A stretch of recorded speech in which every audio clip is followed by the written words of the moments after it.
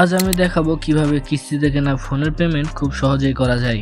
ভিডিওটি শুরু করার আগে এই চ্যানেলে আমরা ফোনের বিভিন্ন সমস্যা এবং সমাধান নিয়ে ভিডিও আপলোড করি, তাই চ্যানেলটি এখনই সাবস্ক্রাইব করে রাখুন। এবার পেমেন্ট করার জন্য প্রথমে আমরা প্লামপে অ্যাপটি চালু করে নেব। এরপর এখান থেকে রিপে অপশনটি সিলেক্ট করে পেমেন্ট মেথড বিকাশ সিলেক্ট করে নেব। এখানে আপনি যে নাম্বার দিয়ে পেমেন্ট করবেন সে নাম্বারটি টাইপ করে নেবেন। এবার বিকাশ থেকে একটি ওটিপি পিন আপনাকে পাঠানো হবে, সেটি কপি করে এখানে পেস্ট করে দিবেন।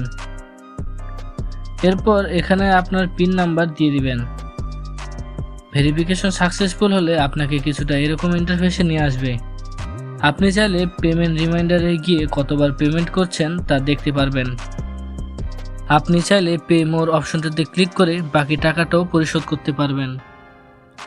আজকের ভিডিও এ পর্যন্তই। ভিডিওটি ভালো লাগলে অবশ্যই লাইক এবং শেয়ার করে দিবেন। আর হ্যাঁ, এরকম ভিডিও পেতে হলে চ্যানেলটি অবশ্যই সাবস্ক্রাইব করে দিবেন।